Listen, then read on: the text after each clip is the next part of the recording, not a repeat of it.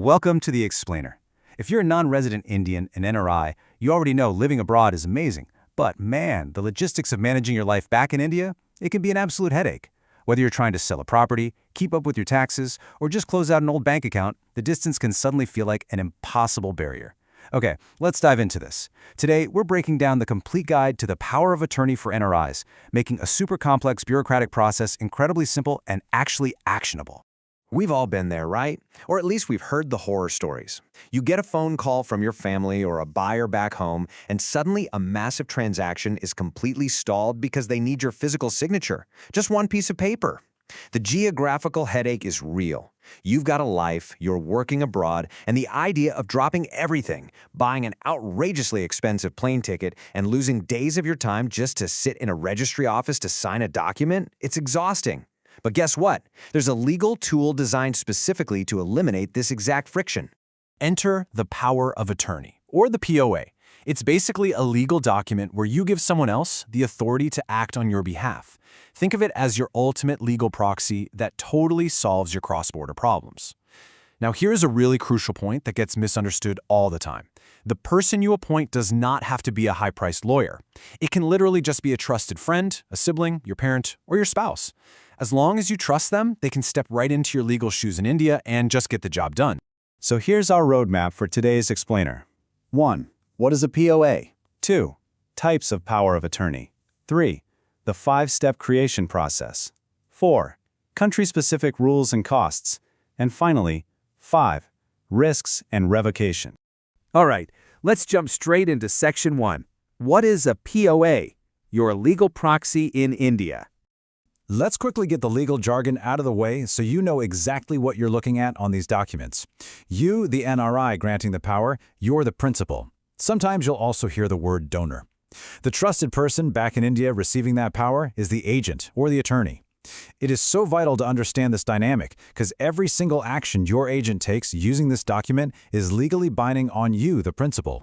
Moving right along to Section 2, Types of Power of Attorney. Choosing your power level. Now, what's really interesting about this next part is that handing over your legal power isn't just a one-size-fits-all scenario. You basically have two completely different paths. You've got the general power of attorney, or GPA, and the specific power of attorney, the SPA. A general POA gives your agent incredibly broad authority. It's like handing over the master keys to your life. They can handle your banking, manage properties, file taxes, even represent you in court over a long period. But obviously, broad power means broad risk. On the flip side, we have the specific POA. This one is laser-focused. It covers one single task, say selling a specific apartment in Bengaluru. The second that exact task is finished, the POA becomes completely void. And that brilliantly illustrates why an SPA is considered the much safer, highly recommended route, especially when you're dealing with high-value property deals. Okay, Section 3, the 5-step creation process. The blueprint. So how do we actually get one of these made? It boils down to 5 actionable steps. Step 1. Draft the POA. Now, while you can technically draft it abroad, having an Indian lawyer do it is highly recommended because they know exactly what the local registration offices want to see. Step 2. You sign and either notarize or attest the document in your current country of residence. Step 3. Securely courier that physical original document to your agent in India. Step 4. Your agent pays the required Indian stamp duty. And finally, Step 5, register the POA. Now listen closely to this. If your POA involves a property transaction, registering it at the local sub-registrar's office is absolutely mandatory. Unregistered POAs are literally invalid for property registration. You absolutely cannot skip Step 5. Let's look at Section 4, country-specific rules and costs, the geography and the ledger. So that Step 2 we just talked about, notarizing and attesting, that actually changes depending on where in the world you're currently sitting. If you're in the UK or Australia, it's super streamlined thanks to an international treaty called the Hague Apostille Convention. You just sign in front of a local notary public and get an apostille stamp from your Foreign Affairs Department. But if you're in the US, things are a bit different. The US isn't a signatory to the Hague Apostille Convention for this specific purpose regarding India. Because of that, US-based NRIs have to rely directly on Indian consulates, places like New York, Houston, or San Francisco, for attestation. Honestly, though, going straight to the Indian embassy or consulate gives you the highest level of acceptance back in India anyway, so it's a really smart move for property-related POAs regardless of where you live. All right, Let's talk about the ledger. What is all this going to cost? It varies based on complexity, but every single step has its own little fee attached. Drafting might run you between 2,000 to 10,000 rupees. Your notary abroad could be 50 to 200 US dollars. Consulate attestation is usually a really small fee, around 20 to 50 bucks. Then you've got courier fees, which are roughly 2,000 to 4,000 rupees for a secure, tracked shipment.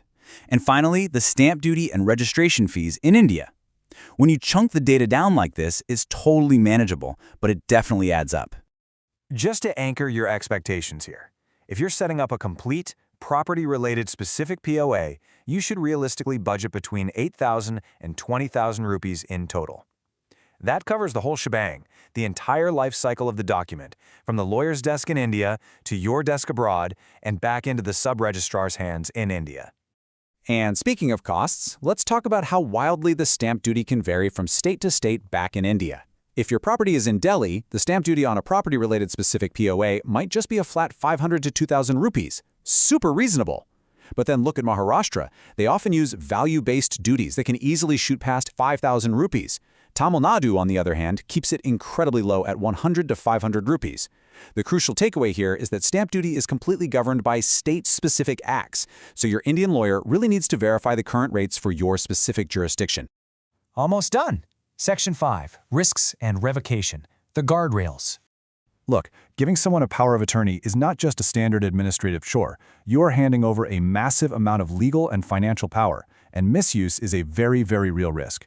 You've got to play defense here. First, limit the scope of the POA to only what is absolutely necessary. Never, ever hand a general POA to someone you wouldn't implicitly trust with your life savings. Second, put a hard expiry date in the document if you can.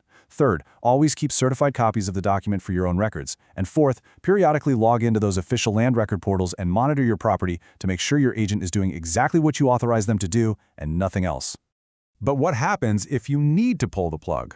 Well, unless you set an expiry date, or it's a specific POA, and the job is completely done, a POA is valid until you formally revoke it. And you can't just call up your agent and say, hey, you're fired. No, it requires a formal, registered process in India. You actually have to execute a formal revocation deed. Register that deed at the exact same sub-registrar office where the original was registered. Notify all the banks and government offices in writing, and sometimes even take out an ad in a local newspaper. It is a highly formal process to put that genie back in the bottle. And that leaves us with this final thought. A power of attorney is an incredibly practical, powerful tool. Done right, it bridges the thousands of miles between you and your home, giving you absolute peace of mind across oceans. It saves you time, it saves you money, and it skips the endless travel headaches. But this entire system, it rests entirely on a foundation of trust. So, as you get ready to draft your document, the most important question isn't about stamp duty or apostilles. The real question is, who are you really trusting with your financial future? Choose your agent wisely, follow the blueprint we laid out today, and protect your assets. Thanks for joining me on this explainer, and keep learning.